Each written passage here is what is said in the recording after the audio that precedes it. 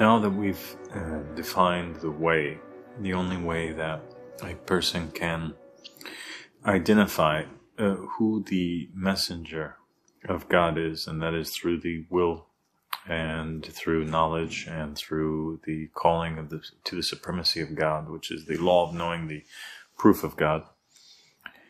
And after we have proven that it is the only way that a person can identify if he's following the truth or not, or whether the individual who's claiming to be speaking in the name of God is truly from God or not, we come to the aspect of what is it that makes us need to follow this individual.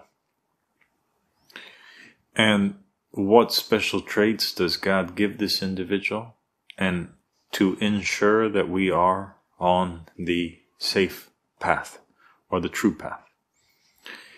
And that brings us to the topic of infallibility, and the understanding of, the correct understanding of what is infallibility.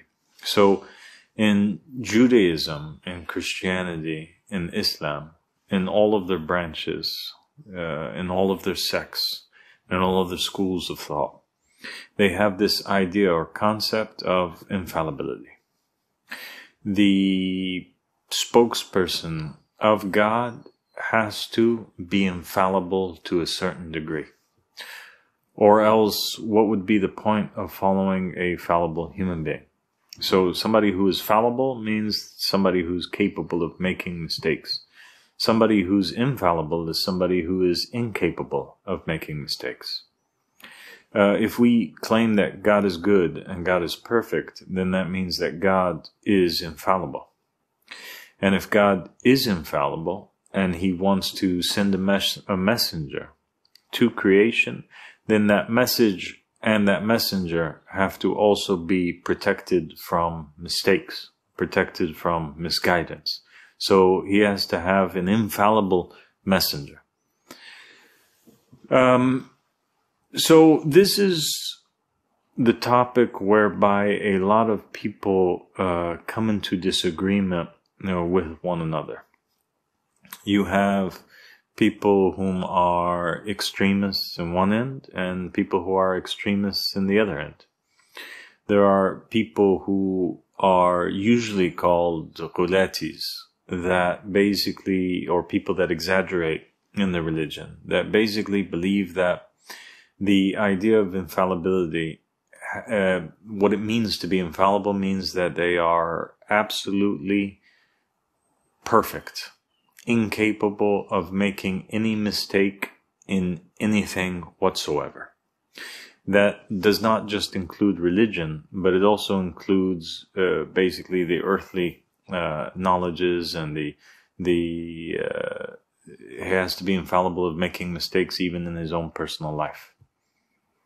So everything that this individual does, from the A to the Z, from the moment that they were born until the moment that they die, has to be 100% perfect.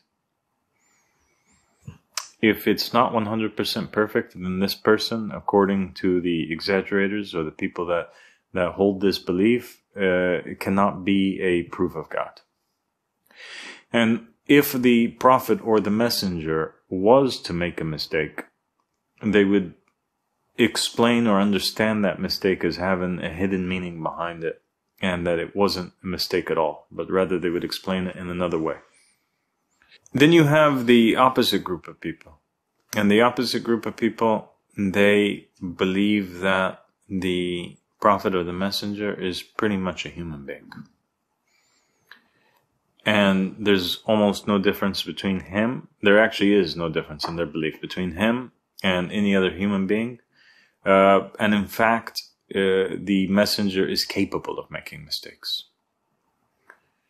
And there are examples of people who hold this belief, whom have lived in the ages of the prophets and the messengers. They are the individuals whom, for example, when the Prophet Muhammad ﷺ would be splitting up the war booty amongst the believers, you would have one of these individuals who is in the congregation of Muhammad, who claims belief in Muhammad. He would walk over and he would tell him, how are you dividing the war booty? You need to be fair. And so he would publicly correct the Prophet, because in his belief, the Prophet is clearly making a mistake, and he's capable of making a mistake to the point of being unjust or unfair. The correct understanding of infallibility is the one which Ahmad al-Hasan alayhi salam had come with and had explained very clearly. And that is that there are two types of infallibility. There's earned infallibility, and there is inherent infallibility.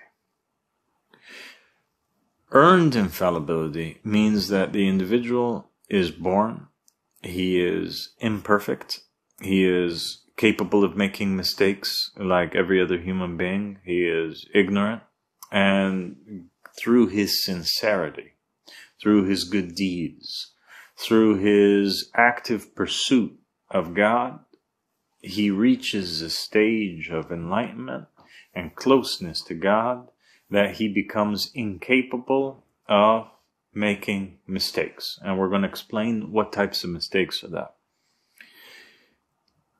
And then you have the person who is inherently infallible. And the person who is inherently infallible means that from the moment that they are born until the moment that they die, they have never committed any mistakes, and they are incapable of committing any mistakes.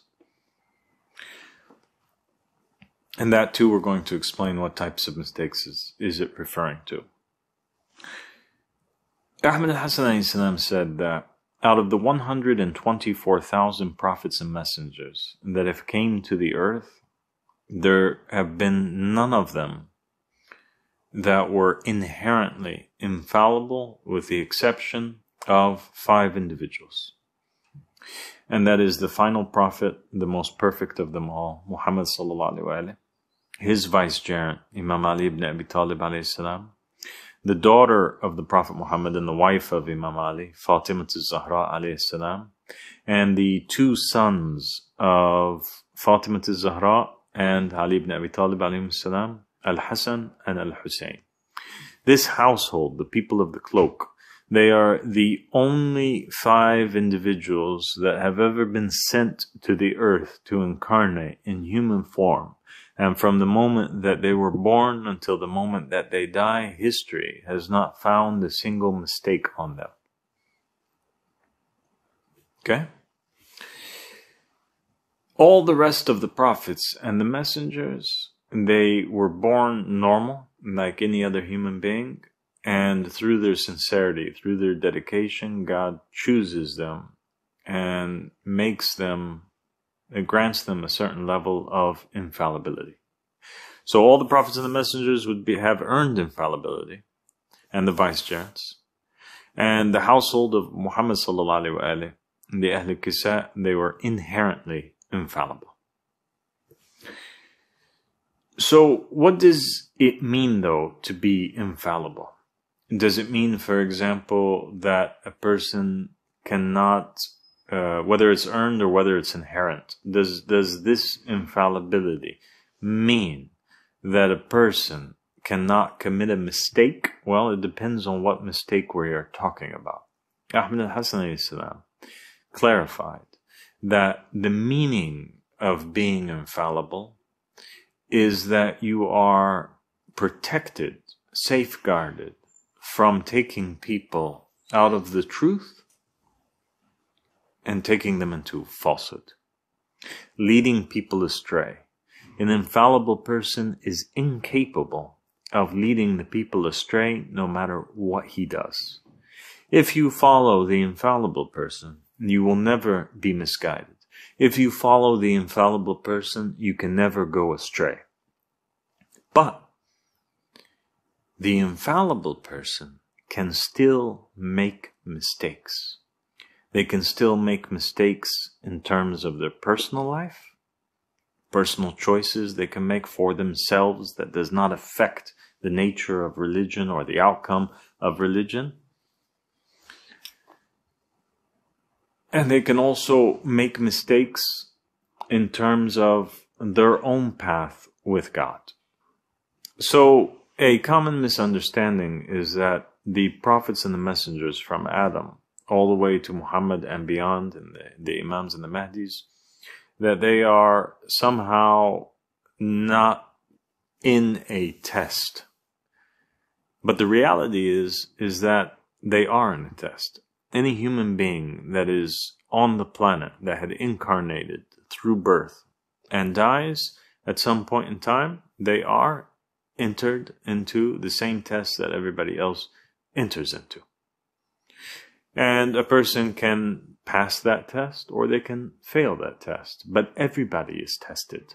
And the proof for that fact is the fact that Adam, even though he was chosen by God and appointed by God, even though he had already been sent forward as a messenger, and it was made a divine obligation that all of the angels prostrate to him and obey him, and even though he knew the names of all things, and even though he called towards the supremacy of God, Adam disobeyed God. Adam was not exempt from the retribution of God. Adam was kicked out of the paradise, and a public statement was made by God that Adam and Iblis have now been disobedient. Outside of the paradise, they must go. So some people might say, okay, well, how do I know then that the messenger is not going to mislead me if at the same time they're capable of making mistakes or disobeying God? They are capable of making mistakes. They are capable of disobeying God. If they weren't capable of disobeying God, then they would be forced into faith, forced into belief, and therefore they wouldn't deserve the rank that they are in. It would be unfair that they would be chosen as prophets and messengers by God if they didn't have that free choice and that ability to make the same mistakes as you and I. Right?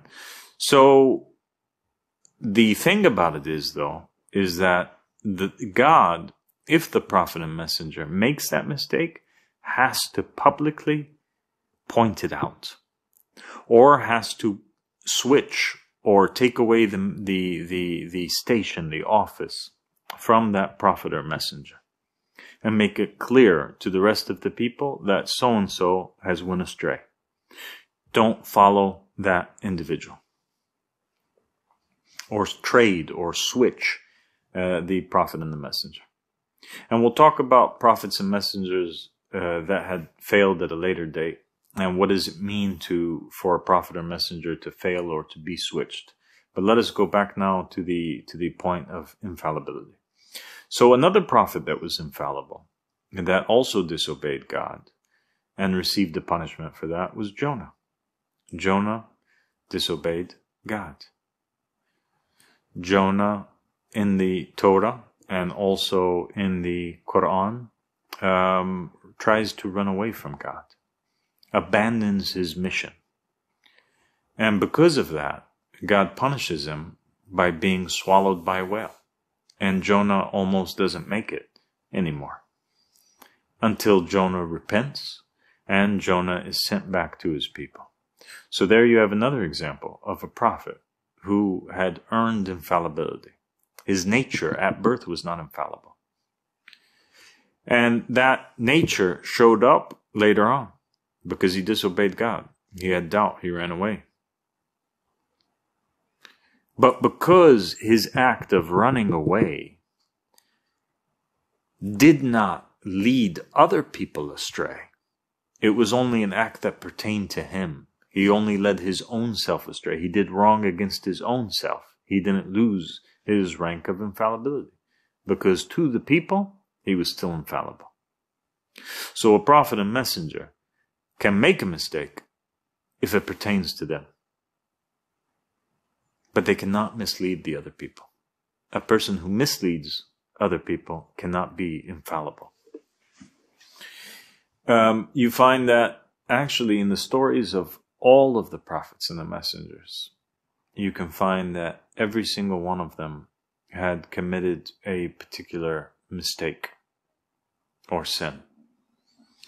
You have in the story of Noah, Noah is told by God to get on the ark and to, prepare for takeoff. And Noah questions God. He stops him. He says, God, but what about my son? And God chastises Noah. He says to him, do not ask about that which you have no knowledge, lest you be from the ignorant ones. So God's upset. He's comparing Noah to the ignorant ones. He's saying, don't be like that. What you're doing is ignorance. Don't question me. I'm God. So Noah's faith at that moment was a little bit weak. He considered that God had promised to him that his family would be saved. And now God's breaking his promise. So he needs to bring it to God's attention. This is a shortcoming, a mistake on Noah's behalf. His faith is not at the level that it should be. But it's not a mistake that caused the other people that were with him, the believers with him in the ark, to fall astray.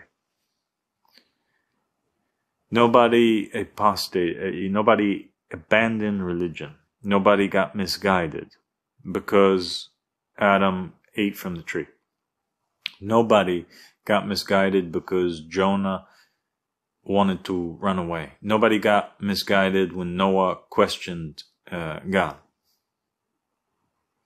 You have Moses admitting in the Quran that he committed a mistake in terms of killing the Egyptian. He asks for God's forgiveness in this.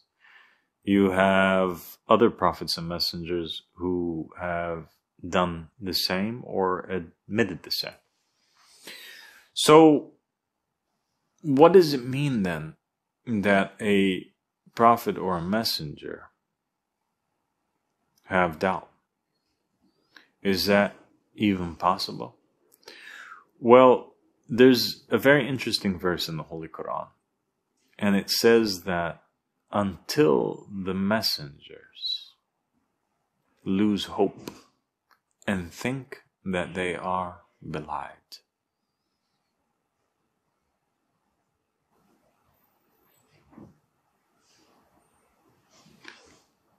Until the messengers lose hope and think that they were belied or lied to.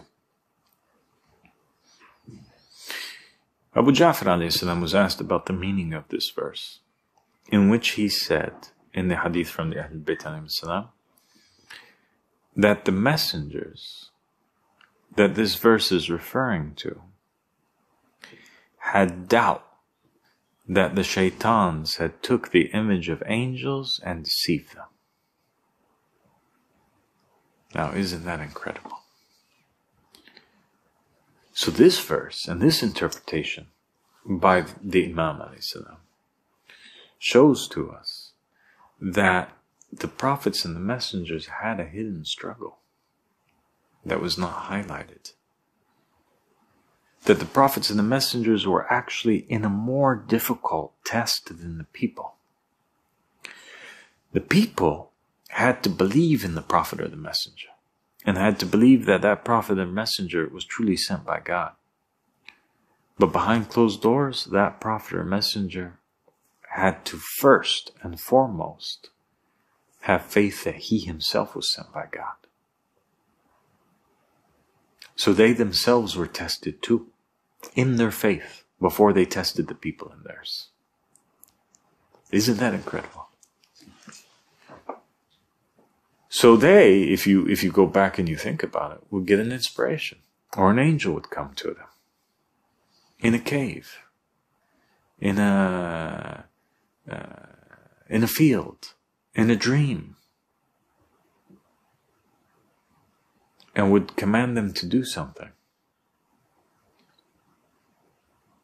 And the angel would identify themselves as having been, being sent by God.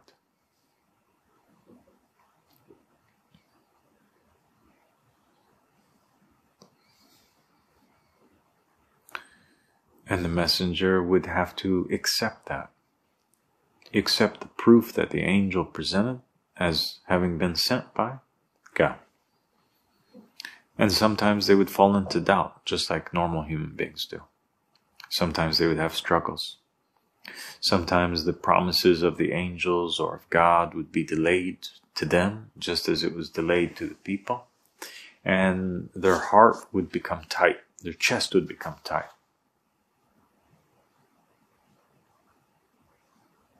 And so they would wonder, is this inspiration from the devil or is it from God?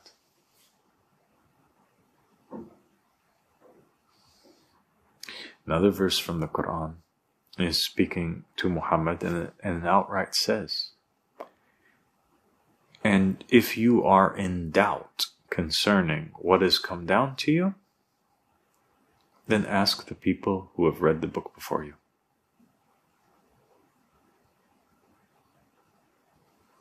And the interpretations from the scholars concerning this verse is that the verse came down on the Prophet Muhammad ﷺ, commanding him that if he had doubt that his name was mentioned in the Torah before him, prophesied by Moses that he would come, if he had doubt about that revelation, then he can ask one of his companions who was a Jew who had converted to Islam and who knew the Torah.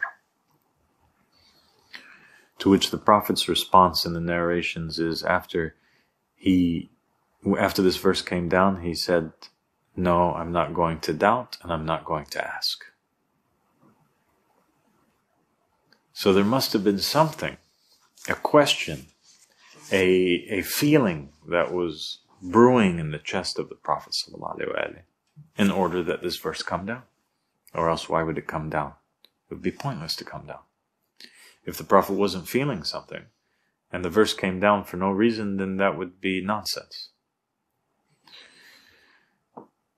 But the Prophet Muhammad ﷺ, the difference between him and the rest is that it would stop, it would begin and end at a feeling. As to where maybe one of the other prophets or messengers, he would act upon that feeling like Jonah, and he would run away. So that's the difference between Yunus and between Muhammad, between earned infallibility and inherent infallibility.